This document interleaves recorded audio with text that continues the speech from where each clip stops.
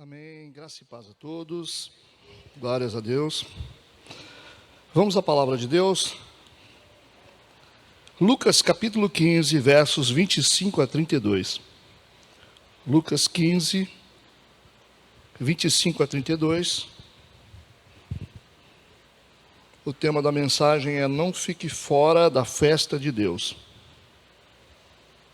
A partir do verso 25 diz assim: E o seu filho mais velho estava no campo, e quando veio e chegou perto de casa, ouviu a música e as danças, e chamando um dos servos, perguntou-lhe que era aquilo.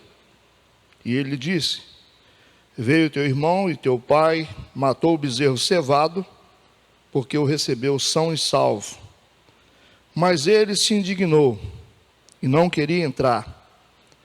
E saindo o pai, estava com ele, mas respondendo ele, disse ao pai: Eis que te sirvo há tantos anos, sem nunca transgredir o teu mandamento, e nunca me deste um cabrito para alegrar-me com os meus amigos. Vindo, porém, este teu filho que desperdiçou os teus bens com as meretrizes, matastes-lhe o bezerro cevado. E ele lhe disse: Filho, tu sempre estás comigo, e todas as minhas coisas são tuas. Mas era justo alegrarmos e folgarmos, porque este teu irmão estava morto e reviveu, e tinha se perdido e achou-se. Amém, vamos orar, né? Pai, nós queremos te agradecer, porque é sempre uma grande oportunidade poder estar na tua casa, poder celebrar o teu nome, poder ouvir a tua palavra. Nós dependemos do teu Santo Espírito, e nós pedimos a tua direção, para que possamos entender a tua vontade, através das Sagradas Escrituras. Obrigado por cada pessoa que está neste lugar, que de uma maneira muito especial, o Senhor faça uma obra espiritual em cada coração. Nós repreendemos todo o mal, todo impedimento, toda distração, em nome de Jesus. Amém e amém. Poder sentar.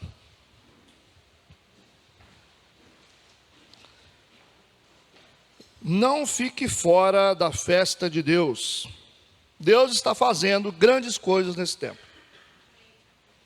Deus está fazendo grandes coisas. Nós não podemos qualificar Deus com base nas nossas experiências pessoais. Esse é um grande problema, né? As pessoas, elas medem Deus com base nas suas próprias experiências. Se eu vejo, eu acredito que Deus pode fazer ver. Se eu vivo milagres, eu acredito que Deus faz milagres. Se eu tenho dom, eu acredito que Deus dá dons. É muito comum as pessoas qualificarem Deus com base nas suas próprias experiências. Mas, mesmo que você não tenha vivido grandes experiências, isso não significa que Deus não faz. Então Deus está além das nossas experiências pessoais. O fato de você nunca ter visto nada sobrenatural não significa que o sobrenatural não exista. O fato de você nunca ter vivenciado milagres, isso não significa que Deus não cura. Então é muito comum as pessoas fazerem assim, elas olham para Deus e dizem: Deus só faz isso, Deus só pensa assim, Deus só age assim. Ou seja, usa como parâmetro a própria vida. Só que Deus, Ele está além das nossas próprias experiências. Isso é importante a gente entender, né? Por isso que a gente tem que entender que Deus está fazendo grandes coisas. Deus está fazendo uma festa. Então esses milagres, esse avivamento, essa renovação espiritual, é a festa que Deus está fazendo. Essa é a grande celebração que Deus está fazendo esses dias, salvando gente, curando gente, repreendendo demônios, curando enfermidade, abrindo portas, sabe, restaurando vidas, restaurando casamentos. restituindo perdas. Deus está fazendo grandes coisas e Deus está fazendo uma grande festa nesse tempo. Esses versículos que eu li, que vocês bem conhecem, fazem parte da conhecida parábola do filho pródigo. Resumidamente, essa parábola fala de um filho mais novo. Um homem tinha 2 filhos, o mais novo chega para o pai e diz: pai, dá-me a parte que me cabe. E a Bíblia diz que o pai deu a parte da herança para ele, e ele partiu errante pela vida e gastou todos os seus bens dissolutamente, sem critério nenhum, ele gastou de qualquer jeito. Depois de um tempo, a Bíblia continua dizendo que houve uma grande crise no mundo, uma grande crise na terra, e ele começou a padecer necessidade. E quando ele começa a padecer necessidade, ele começa a procurar emprego, e o único emprego que ele encontra é num chiqueiro, para cuidar de porcos. E ele começa a olhar para os porcos que ele mesmo está alimentando, e ele tem o desejo de comer as bolotas que os porcos comem. Mas ele chega num estado tão crítico na vida dele, que ele cai em si e ele diz: eu estou fazendo coisa errada. Quantos trabalhadores do meu pai têm fartura na mesa e eu aqui padecendo necessidade? Eu irei para o meu pai e direi para o meu pai: pai, pequei contra ti, pequei contra o céu e a terra, eu não sou digno de ser chamado seu filho, faça comigo conforme qualquer empregado seu. Mas a Bíblia diz que o pai está procurando ele pelo caminho, e quando ele está voltando para casa, no meio do caminho, o pai o encontra, o abraça, o beija, leva ele para casa e diz para o servo: escolha o melhor animal que a gente tiver, sacrifica esse animal que hoje a gente vai fazer um churrasco, porque eu estou muito feliz, porque o meu filho que estava perdido voltou para casa. De repente ele pega um anel, coloca no dedo do filho, coloca a sandália nos pés dele, coloca uma roupa nova, e cada item desse tem um simbolismo de pertencimento, de aliança. A sandália nos pés significa que ele não é um escravo, mas que ele é um filho. E de repente essa festa está acontecendo naquela casa, o pai muito feliz, e de repente o filho mais velho, que estava no campo, chega na frente da casa e pergunta para o servo, para o escravo: o que está acontecendo aqui em casa? Ele falou: o seu pai está fazendo uma festa para o seu irmão, aquele irmão seu que saiu desviado de casa, errante pelo mundo, que gastou todos os bens que tinha, dissolutamente. Ele voltou para casa, seu pai perdoou ele, está dando uma grande festa. E ele podia ouvir o barulho, o som de uma música e muita dança dentro de casa. Era uma festa que o pai estava fazendo para o filho. Era uma festa que Deus estava fazendo para o pecador que se arrependeu. E esse filho mais velho fica muito chateado, fica muito triste e não quer entrar na festa. Ele não quer participar da festa que o pai estava fazendo. Ele não quer participar da festa que Deus estava fazendo. E de repente o pai sai de dentro de casa e pergunta para ele: meu filho, vamos participar da festa? Ele: não vou participar dessa festa não, eu vou ficar aqui do lado de fora, porque o meu irmão saiu de casa, aprontou todas, e o senhor pega e mata um novilho cevado para ele, e faz uma festa, faz um banquete com música e dança. Eu estou com o senhor há quanto tempo? Há tanto tempo, o senhor nunca me deu um cabrito sequer para poder matar, para mim poder fazer uma festa com meus amigos. Meu irmão gastou tudo com meretrizes, prostitutas. Aí o pai diz: meu filho, a gente precisa se alegrar, porque o seu irmão estava morto e reviveu, seu irmão estava perdido e foi achado. Não fique triste, porque eu estou celebrando a volta do seu irmão. E ele ficou triste. Ele ficou bicudo. Ele não estava feliz com a atitude do pai em relação ao irmão. Ele não estava feliz com o perdão que o pai tinha dado para o irmão dele. E o pai diz: meu filho, tudo que eu tenho te pertence. Era necessário a gente se alegrar realmente, porque teu irmão estava morto e reviveu. Então essa aqui é a parábola do filho pródigo, e normalmente o protagonista da história é o filho que saiu e voltou. Mas o nosso tema hoje é a respeito do filho que estava em casa. É o filho que a gente quase não fala. É o filho mais velho que representa cada um de nós que estamos aqui, os filhos da casa. Hoje nós não vamos falar daqueles filhos que se desviaram, estão lá fora. Nós vamos falar sobre os filhos da casa. Nós vamos falar sobre a igreja, sobre cada um de nós que estamos aqui na casa do Pai. E muitos de nós que estamos aqui, estamos deixando de participar de uma grande festa que Deus está fazendo, de uma grande celebração que Deus está realizando. Tem um monte de gente sentado na igreja, mas fora da festa de Deus. Quantos entendem o que eu estou falando? A gente vê que o pai começa um diálogo com o filho fora de casa. O filho mais velho não quer entrar na festa.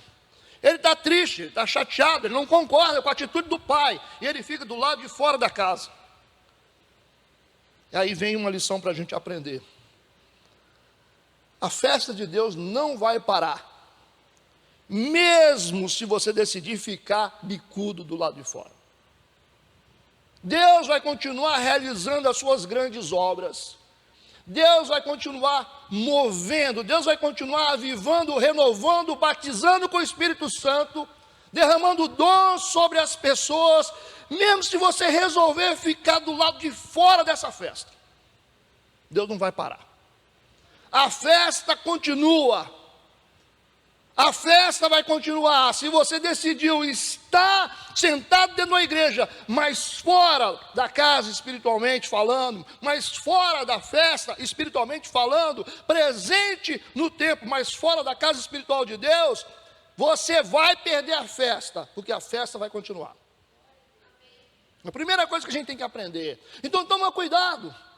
Você que decidiu se posicionar de forma contrária àquilo que Deus está fazendo com seus filhos. Você que tem um conceito errado a respeito do movimento que Deus está fazendo. Você que não entende o que Deus faz. Você que rejeita o agir de Deus. Você que insiste em não compreender o que Deus faz nesse tempo. Você pode ficar quietinho no seu canto. Você pode ficar com raiva. Mas a festa de Deus vai continuar no meio do povo dele. É a primeira coisa que você tem que entender. Existem algumas coisas importantes aqui nesse texto. Eu quero que você preste atenção. Porque, teologicamente, isso aqui é riquíssimo. E então, por isso que eu preciso que você preste atenção. E não se movimente, não se distraia. Porque isso tem a ver com a gente. Amém? Existem alguns comportamentos que fazem com que alguns filhos fiquem fora da festa de Deus. E é isso que a gente precisa saber hoje. Lucas capítulo 15, versículos 11 e 12. Diz assim: e disse: um certo homem tinha 2 filhos. É assim que começa a história. E o mais moço deles disse ao pai: pai, dá-me a parte dos bens que me pertence.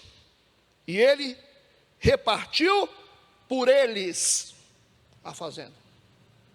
A decisão de pegar a herança foi do filho mais novo, mas a partilha foi recebida pelos 2. O filho mais velho está recebendo também parte da herança. Mas o pai está vivo. Como é que você vai receber uma herança de um pai que está vivo? Essa não é uma atitude correta em relação ao pai. Essa não é uma atitude certa em relação ao nosso Pai Celestial. Quando você resolve pegar uma herança, Você está dizendo assim para o seu pai: o senhor está morto para mim. É isso aí que ele está falando. O filho mais velho se beneficiou da herança também com o pai ainda vivo, fisicamente. Mas profeticamente, o pai está morto. Então aqui a gente vê, de uma forma subjetiva, também começando uma crise de paternidade. Quando a gente desiste da existência do pai. E aí, quando a gente desiste da existência do nosso pai, a gente sabe como é que vai acontecer. Como é que as coisas vão acontecer na nossa vida. Tem um monte de gente que está vivendo um monte de coisa ruim. Por quê? Desistiu da existência do pai. A gente, lendo aqui o texto que fala do filho mais velho, né? A identificação do filho mais velho é compreendida aqui na cultura oriental como o detentor de maior herança e automaticamente o detentor de maior nível de maturidade espiritual. O silêncio do filho mais velho revela a sua omissão diante da sua autoridade. O filho mais velho tem a obrigação de ter mais maturidade espiritual diante de uma situação tão complexa. Mas ele ficou quieto. Isso significa que as pessoas mais experientes da igreja precisam reagir a comportamentos estranhos dentro da igreja. Nós precisamos nos mover. Entender que a gente não pode ficar omisso a algumas coisas. Se temos mais experiência, se somos mais maduros espiritualmente, isso requer de nós uma responsabilidade com o sistema. Mas é um monte de gente que tem muito tempo de casa, muito tempo de igreja, muito tempo de idade, muito tempo na jornada espiritual, mas que cruzam os braços e ficam omissos diante de um monte de coisas erradas. A gente tem a obrigação de orar, a gente tem a obrigação de intervir, a gente tem a obrigação de dizer: olha, isso não dá certo. Mas o filho mais velho se omitiu. Eu quero ler Provérbios capítulo 18, versículo 9. Salomão disse: o que é negligente na sua obra é também irmão do desperdiçador. Exatamente. O filho mais velho se alinha no mesmo pecado do filho mais moço. Como receptor da herança, ele está compactuando da morte profética do pai. O silêncio do filho mais velho o torna omisso em suas responsabilidades. Quanto mais experiência a gente tem, mais responsabilidades espirituais nós temos também. Então a gente vê aqui o tempo de casa dissociado da maturidade espiritual. Isso faz a gente ficar de fora das festas de Deus. Deus vai fazer muita coisa, você vai ficar de fora. Olha, a onda vai vir, você não vai pegar ela. Você vai perder o mover de Deus para a sua vida. Quando você vê, já tem um monte de gente lá na frente. Tem gente que chega aqui na igreja que está assim a 1000 por hora. Tem gente que está aqui há 16 anos que está parado, igual carro velho. A gente precisa entender que nós temos responsabilidades espirituais. Nós temos responsabilidades espirituais com as coisas de Deus. Quanto mais tempo de casa, quanto mais experiência, mais Deus vai exigir de nós. Amém? A atitude de questionar o pai, pela maneira como o pai trata o seu irmão, é uma atitude indevida. Como é que Deus trata as pessoas? Do jeito que Ele quer. A gente percebe um nível de favor maior sobre algumas pessoas. Mas a gente não pode se sentir mal por isso. Porque o irmão ganha mais dinheiro, porque tudo vem do Senhor. Tudo que é dado vem do Senhor. Porque o irmão tem um carro novo. Porque o irmão conseguiu um emprego, porque o irmão conseguiu casar bem. A gente não pode ficar incomodado com isso. O filho mais velho está incomodado por causa do favor do pai sobre o filho mais novo. A maneira como Deus está tratando ele, a maneira como o pai está tratando ele. Às vezes Deus dá dons para algumas pessoas que a gente fica assim, babando, irmãos. Deus usa algumas pessoas de uma maneira, às vezes você faz faculdade, você faz pós-graduação, você vira PhD e um monte de coisa, e aí você não consegue fazer nada, aí você vê o irmãozinho aí que não fez nem o 2º grau, Deus usando ele, com muita sabedoria, e você batendo cabeça, ele feliz da vida com a família dele, estável financeiramente, e você sabido demais, devendo Deus e o mundo. Como é que esse cara consegue? Então tem coisas que não tem explicação. A maneira como o pai trata alguns irmãos. Esse é o mistério de Deus. Esse é o mistério da graça.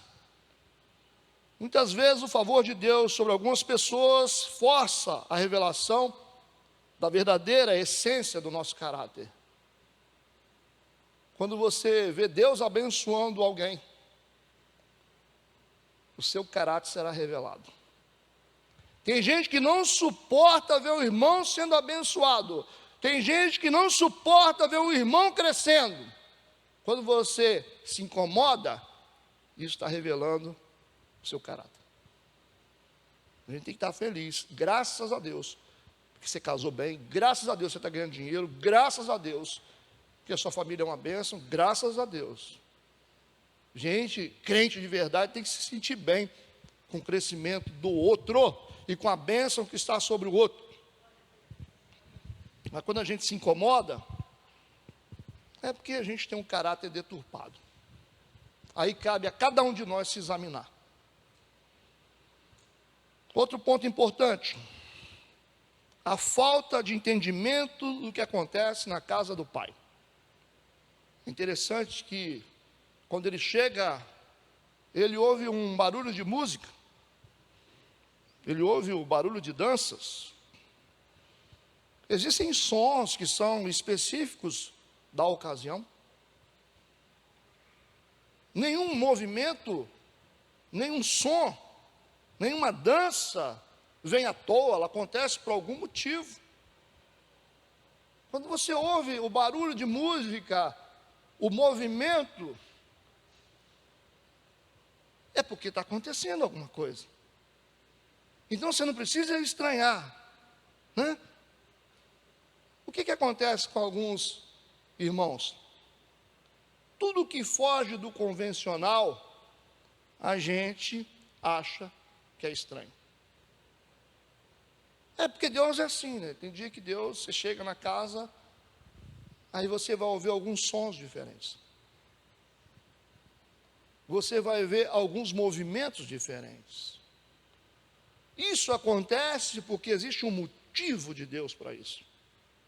O pai estava realizando uma festa na casa com música e com dança porque tinha um motivo no coração do pai, que a gente não entende. Mas o religioso, ele ataca tudo que foge do convencional. Tudo que ele não consegue explicar, ele resolve se opor. Esse é o problema. Tem coisas que vão acontecer dentro da igreja que você não vai entender, mas tem que respeitar, porque Deus está fazendo. Porque isso está no coração dele, esse é o motivo dele. Então, se a irmã salpicar lá atrás, não venha ditar regras. Não venha dizer que isso não é assim, porque essa é uma igreja renovada. E se não está bom, caça o seu rumo. É isso que a gente precisa entender. Mas isso não... como assim? Você consegue explicar Deus? Você consegue explicar o mover de Deus? O Espírito Santo é algo que a gente prende, enjaula e solta a hora que a gente quer? Não! Onde há o Espírito, há liberdade. Liberdade é assim. a gente pula, a gente grita, a gente chora, a gente cai, a gente levanta, a gente faz o que Deus manda a gente fazer. Eu quero que você entenda o que o texto está dizendo para a gente. Lucas capítulo 15, versículo 26. E chamando um dos servos, servo aqui é escravo. Escravo. E chamando um dos escravos, perguntou-lhe, que era aquilo? Que filho é esse que não entende o que acontece na casa? Que filho é esse que não compreende o que Deus está fazendo na casa? Ele está perguntando para o escravo. Olha a condição desse filho. Ele sabe menos que o escravo. Que o escravo vai explicar para ele. Mas sabe o que está acontecendo? O seu pai, o escravo sabe mais do pai do que ele. O escravo entende mais o mover da casa do que ele. Então tem muita gente dentro da igreja que entende menos do mover da casa do que alguns que estão lá fora. Exatamente. Tem gente que está aqui dentro que não entende. Não entende os barulhos, não entende o som, não entende as danças, não entende o mover de Deus. Porque sabe menos do que um escravo.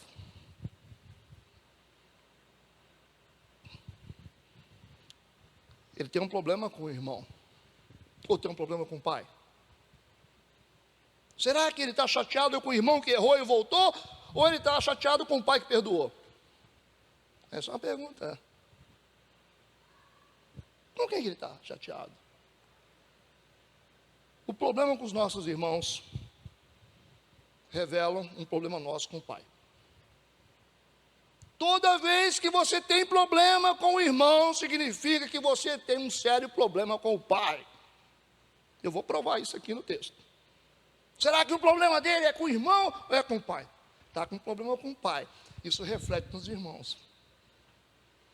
Está com raiva do irmão, está chateado com o irmão, está com inveja do irmão, é porque você está com problema com o pai.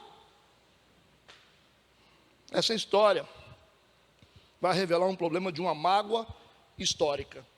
O que é uma mágoa histórica? É uma mágoa que já tem há muito tempo. Mas como assim, pastor? Será que os irmãos que estão em casa, os crentes da igreja, carregam mágoas históricas? Vamos ver aqui. Lucas capítulo 15, versículo 29. E saindo o pai, estava com ele, mas respondendo ele disse ao pai, eis que te sirvo há tantos anos. É uma mágoa histórica. Sem nunca transgredir o teu mandamento e nunca me deste um cabrito para alegrar-me com os meus amigos. Essas palavras revelam uma mágoa antiga com o pai. Está refletindo no irmão naquele momento, mas a mágoa é antiga com o pai. Quando eu não estou bem com meu pai, eu não estou bem com os meus irmãos. Percebe? Então o que acontece com a gente na igreja? A mágoa de ter sido crente por muito tempo sem nunca ter tido uma vida abençoada. Tem um monte de gente magoada com Deus, não fala, mas as palavras revelam, porque eu estou na igreja há tanto tempo, eu me converti, estou na igreja desde menino, e eu não consigo ter nada, eu não tenho uma vida abençoada, é isso que está dizendo. Eu te sirvo há tantos anos, sem nunca transgredir o teu mandamento, e nunca me deste um cabrito para alegrar-me com os meus amigos. Eu estou na igreja há tanto tempo. Eu nunca fui abençoado como o irmão é. Eu nunca consegui ser feliz como o irmão é. A mágoa histórica. Esse é um problema do filho que está em casa. Segundo problema que o texto revela, o problema da inveja. O problema da inveja. O que ele vai dizer? Eis que te sirvo há tantos anos, ênfase, né?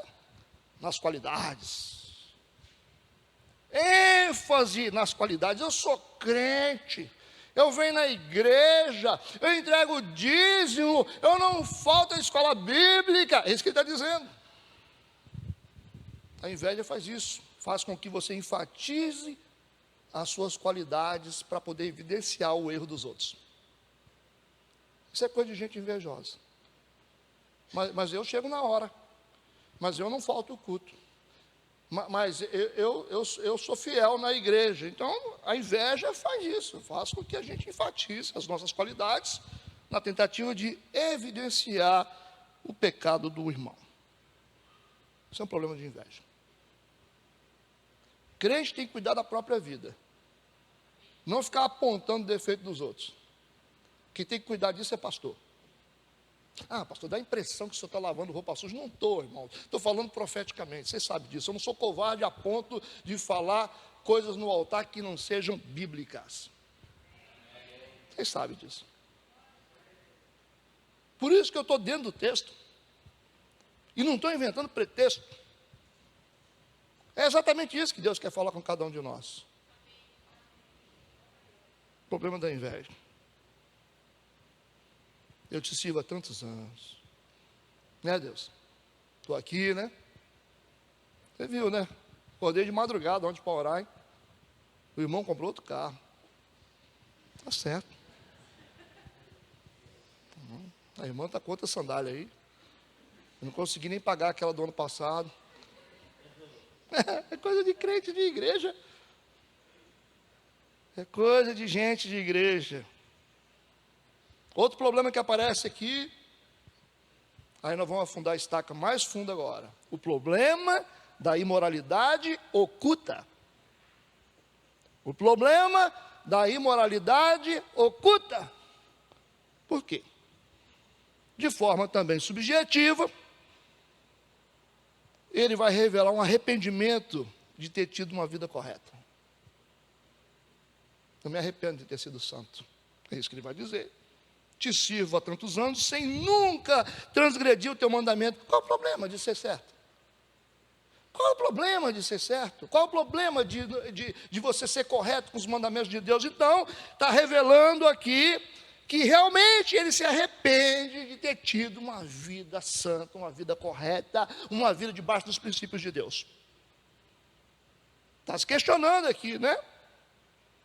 Agora, o versículo 30 tem uma revelação muito séria. Vamos prestar atenção. Versículo 30, ele vai dizer para o pai: vindo, porém, este teu filho, que desperdiçou os teus bens com as meretrizes, com as prostitutas.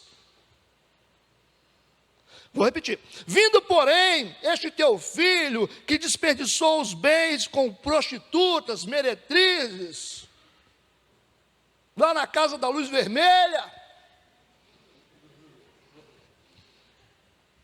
o Senhor matou um bezerro cevado para ele.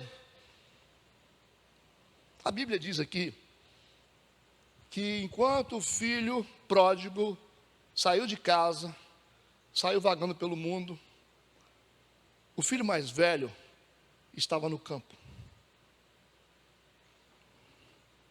Se o filho mais velho estava no campo, como é que ele sabe dessa informação?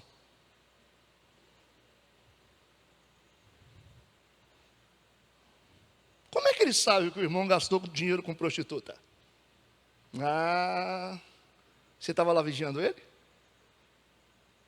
Ou você estava na mesa do lado? Não, não é isso que está falando aqui. O que é mais interessante que a gente tem que perceber, que não tem nenhum texto nesse capítulo, em lugar nenhum, que diz que o filho pródigo gastou dinheiro com prostituta. Não tem? Quem está dizendo aqui é o filho mais velho. Não tem nenhum registro na Bíblia que aparece outra pessoa dizendo, gastou dinheiro com prostituta. Como é que esse filho mais velho sabe disso? O único registro que a gente tem está no versículo 13, que não tem nada a ver com isso. Olha o que diz o versículo 13. E poucos dias depois, o filho mais novo, ajuntando tudo, partiu para uma terra longínqua e ali desperdiçou os seus bens, vivendo dissolutamente, sem critério. Só isso que está falando. Está dizendo que ele gastou o dinheiro de qualquer jeito, mas não está dizendo que ele gastou dinheiro com prostituta. Como é que esse irmão sabe dessa informação? É fácil de responder isso aqui. Tudo que a gente fala de forma irresponsável revela o que a gente tem por dentro. Esse é o problema. Você pode até falar, mas não fale de forma irresponsável. Ah, no mínimo tá, né? Opa! Ah, a irmãzinha está viajando, no mínimo está aprontando. Eu acho que você está com a cabeça meio poluída. Eu estou desconfiado que dentro de você tem algumas intenções esquisitas. Eu acho que você está com a mente muito poluída. Você só pensa para esse lado? Você podia ter falado, pô, ele gastou com bebida, o cara foi lá, né, emprestou dinheiro para o outro, mas logo veio essa mensagem que não está na Bíblia, que ele gastou com prostituta. Será que não seria isso que você teria vontade de fazer caso você saísse de casa no lugar dele? É o que acontece com muita gente que gosta de botar dedo na cara dos outros.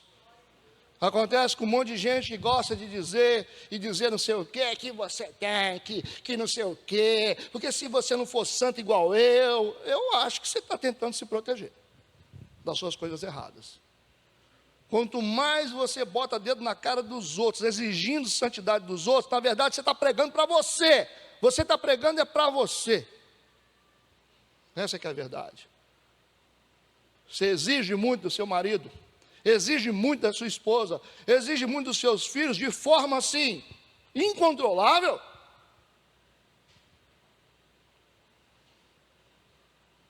É igual pastores que têm extremos de santidade, né?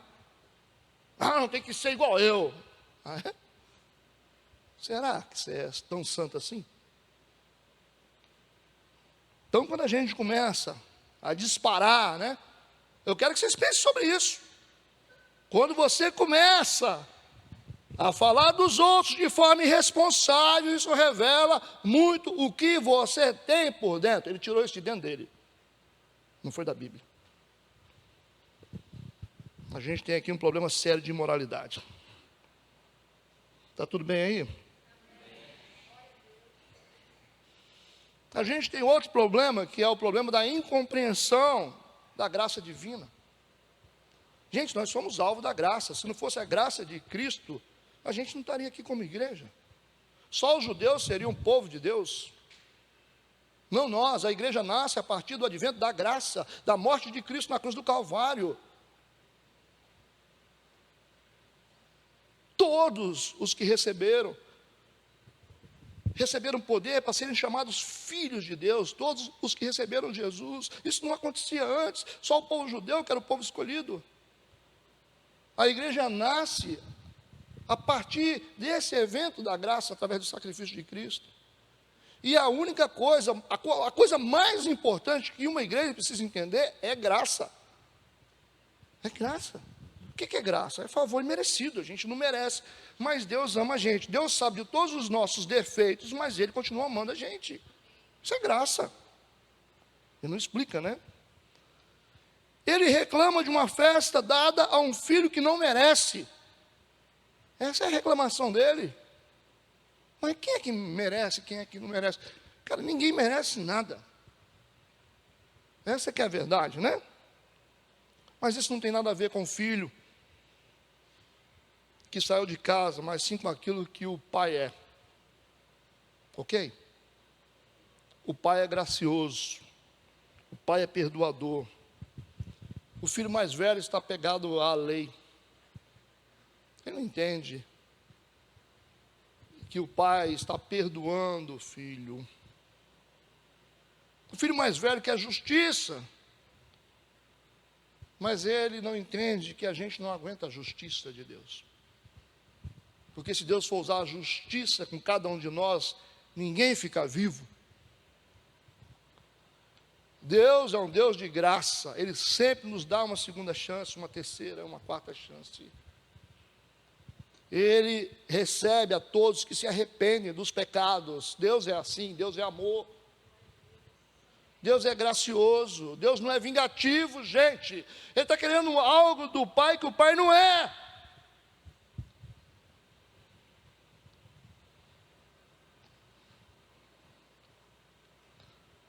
Ele está apegado à lei, enquanto o texto está falando sobre graça. A gente só insiste em não compreender a graça de Deus enquanto a gente não precisa dela. Ok? É muito fácil você se achar infalível e dizer, não, porque você perdeu dinheiro, porque você não ora, porque você perdeu o seu casamento, porque você não vigia. Cara, as pessoas perdem, agora, por vários motivos, mas não dá para a gente ficar julgando todo mundo. Não deve julgar ninguém, né? Mas, a gente acha que nunca vai precisar da graça de Deus, por isso que a gente vai julgando todo mundo. Mereceu, aí ó, caiu, viu? Vacilou, caiu. Não orou, foi pro buraco, não é isso? Ah, não veio na igreja, né? Tá vendo? Por isso você bateu de carro. Não é assim? E quando você bateu o seu, como é que você explica? O que você vai fazer? E quando você perder dinheiro e não conseguir se levantar mais, você vai dizer o quê? Que você é pecador? Você vai dizer que o cara está debaixo de maldição porque ele é uma porta aberta para o pecado? O que você vai dizer? Então, a gente luta contra a realidade da graça até que a gente não precise dela. Mas quando você perceber que você também precisa de misericórdia e graça, porque você vai falhar, irmão. Vai ter um momento que você vai ter que pedir perdão e dizer, cara, eu errei, bicho. Quem nunca errou? Ah, mas eu não perdoo. Você não perdoa? Cuidado, porque amanhã você vai precisar de perdão. Eu não aceito porque eu jamais faria isso. Não sei, a ocasião faz o ladrão. Tem gente que se revela no aperto.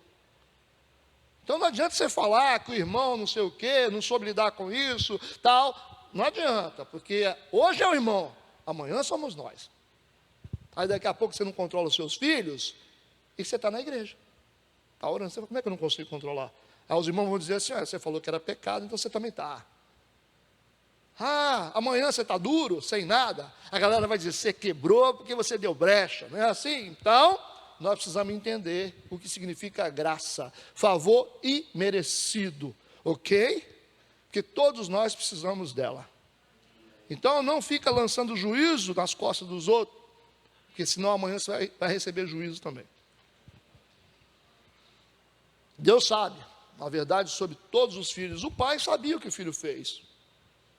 Dá a impressão que o pai não sabe. O pai sabe que o filho saiu de casa, ele deu a parte da herança, ele gastou o dinheiro dissolutamente, foi comer comida de porco, aprontou todas, né? Mas quando ele voltou e se arrependeu, o pai perdoou e fez uma festa para ele. E daí, isso significa que o pai não sabe? O pai sabia de tudo, o pai sabe, Deus sabe dos nossos erros, Deus sabe do que nós fizemos, mas Ele nos ama, porque Deus é amor. Isso não significa que você pode aprontar, mas significa, se acontecer algum desvio na nossa vida, se a gente se arrepende, Deus nos recebe de volta. É isso. Quantos estão entendendo? Agora, uma coisa interessante nesse texto é que o filho mais moço que saiu de casa agora está dentro de casa na festa. E o filho mais velho que estava em casa no início, agora ele está do lado de fora de casa, porque o pai precisa conversar com ele, tem que sair de dentro da casa. O texto diz que os dois estão conversando do lado de fora. Houve uma inversão aqui de papel na história, né? O filho certinho está do lado de fora e o filho errado está dentro da casa festejando a festa do pai. Aí a gente tem que aprender outra lição, a gente tem que tomar cuidado, porque a inveja pode nos colocar numa condição de rebaixamento que a gente não quer.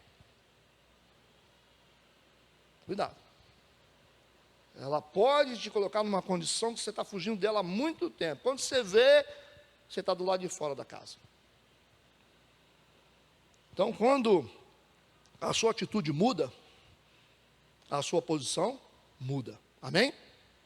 Quando a inveja sai da sua vida, você é colocado dentro da festa que Deus está fazendo. É só ele vencer a inveja que Deus fala, vamos entrar, mas tem um cabrito aqui, você está perdendo um churrascão. Não, mas não vai entrar. Você não pode ficar fora da festa que Deus está fazendo. Não pode. Lucas 15, versículo 31. Deus vai dizer para o filho, que insiste em ficar do lado de fora da festa que Deus está fazendo. Ele lhe disse, filho, ênfase nisso aqui. E ele lhe disse, filho, primeira coisa que ele disse, no meio de outras falas aqui. Primeira coisa do versículo que aparece, ele disse, filho, vírgula. Vamos fixar nisso aqui, filho. Por que ele está falando filho? Porque o filho mais velho, que estava do lado de fora da casa, que não queria entrar na festa, se via como escravo.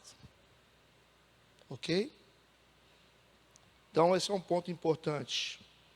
Assuma a sua identidade de filho. Por quê? Pastor, ele se via como escravo? Sim. Capítulo 15, versículo 29, parte B, diz assim, eis que te sirvo há tantos anos. Ele disse isso para o pai. É isso que a gente está dizendo para Deus, a gente está aqui servindo. Gente, nós somos filhos. Esse serviço nosso é uma participação de uma obra do nosso pai, não é serviço de escravo. Então ele se enxergava como um escravo, por isso que o pai está chamando ele de filho. Assuma a sua identidade de filho, ok? Filhos têm acesso aos bens do pai por direito. Por direito. É automático. Direito é automático. Aconteça o que acontecer, o direito continua existindo. Nós temos todos os direitos daquilo que o nosso Pai Celestial tem. Mas por que a gente não acessa então o que o nosso Pai Celestial tem? Porque a gente se vê como escravo. Geralmente na igreja a gente fica tentando negociar com Deus. Eu tenho que pagar quanto para mim receber essa bênção? Eu tenho que fazer quanto tempo desse propósito para mim poder ser abençoado? A gente está tentando negociar algo que já é nosso. Nós estamos tentando pagar com a nossa religião por algo que Jesus já conquistou na cruz para nós. Pastor, eu estou participando desse propósito porque eu quero ter saúde. Eu estou doente. Mas saúde? Cristo, Ele venceu na cruz. O pecado, o castigo que nos trouxe a paz estava sobre Ele. Ele foi moído pelas nossas transgressões e as nossas iniquidades. Ele tomou sobre si as nossas enfermidades. Então o que está acontecendo com a gente? O que está retendo o favor de Deus para nós? A nossa mentalidade de escravos. A gente não se vê como filho. E quando você tenta pagar por algo que já é teu, Deus não fecha a negociação. Isso você tem que entender. Compreende o que eu estou falando? Quando você tenta pagar por algo que já é seu, a negociação não fica efetivada, porque Deus não faz esse negócio. Pastor, mas eu aprendi na religião que a gente tem que dar dinheiro na igreja para poder ser abençoado, que a gente tem que fazer isso para poder Deus amar a gente, que a gente tem que fazer isso para Deus poder dar saúde para a gente. O que trava a gente é a mente. Por isso que Paulo diz que nós precisamos renovar a nossa mente, gente. Para que a gente possa entender qual é a boa, perfeita e agradável vontade de Deus. Então esse negócio está bloqueado na nossa mente. E quando a mente bloqueia, o favor também bloqueia. Tudo é uma questão mental. Satanás é um especialista em terrorismo mental. Por isso que ele ataca a mente da gente, ele cega o entendimento da gente. É o Deus desse século. A igreja não prospera, a igreja não vence, a igreja não cresce, ela não anda para frente porque ela pensa como escravo. Agem como escravos. Você trai porque essa é a mentalidade de escravo. Você rouba porque é a mentalidade de escravo. Você é infiel porque essa é uma mentalidade de escravo. Você chega atrasado porque essa mentalidade é de escravo. Você não respeita o seu pai porque essa mentalidade é de escravo. Você não honra a sua esposa porque essa é a mentalidade de um escravo. Você não sabe ganhar dinheiro e faz um monte de dívida porque essa é a mentalidade de escravos. É por isso. Escravos são assim. Não pode ver nada que gasta tudo de qualquer jeito. Escravos têm inveja do irmão que prospera. Escravos são assim. É despeitado. Essa é uma mentalidade de miséria. É a mentalidade que o povo de Israel tinha dentro do Egito e que Moisés teve que arrancar para que eles pudessem entrar com Josué na terra prometida. A nossa batalha é mental. A sua vida vai para onde a sua mente está. Nunca esqueça disso. A Bíblia diz: assim como você pensa, assim é. Se você pensa como um coitado, você vai receber tudo que um coitado recebe. Você vai receber tudo. Pode ter certeza. Filhos têm acesso aos bens do pai por direito. Portanto, pare de se rebaixar. Quando você tem ciência da sua posição, você para automaticamente de ter inveja. Automaticamente. A inveja vai embora. E quando a inveja vai embora, Deus te coloca dentro da casa para você participar da festa dele. Estão entendendo o que eu estou dizendo? O pai diz ao filho invejoso que se comporta como escravo: meu filho, enquanto você se preocupa com o anel que eu coloquei no dedo do seu irmão, com a roupa nova que eu dei para ele, com um cabrito que eu matei para ele, um novilho que eu batei para ele, com uma sandália que eu botei no pé dele, você esquece que você é dono de tudo que eu tenho. Lucas 15, 31, parte B: todas as minhas coisas são tuas, ok? Todas as coisas de Deus são nossas. Entenda de uma vez por todas. Você tem direito de ser feliz, você tem direito de crescer, você tem direito de ter saúde, você tem direito porque você é filho. Você teria outra mente se você conseguisse parar e fazer um inventário de tudo que você tem. Olhe para as coisas que Deus fez. Olhe para tudo que Jesus conquistou na cruz para nós através do sacrifício. Faça um levantamento de tudo que você tem. E você vai ter outra mente. Eu tenho oportunidade. Eu tenho saúde. Eu tenho Deus. Eu tenho o Espírito Santo que me ensina. Eu tenho a palavra de Deus. Mentores. Condição de estudar. Eu tenho condições. Nós temos condições. Olha para tudo que Deus já te deu. E aí, você vai ter uma mente diferente.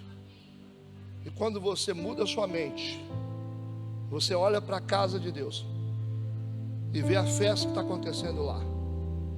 Aí você vai para a galera. Você fala: olha que eu vou. Deus está fazendo uma festa e eu quero participar dessa festa. Eu quero participar desse banquete. Eu quero jubilar. Eu quero me alegrar. Eu quero ouvir o som de Deus. Amém. Eu quero que você fique de pé no seu lugar. Eu preciso orar.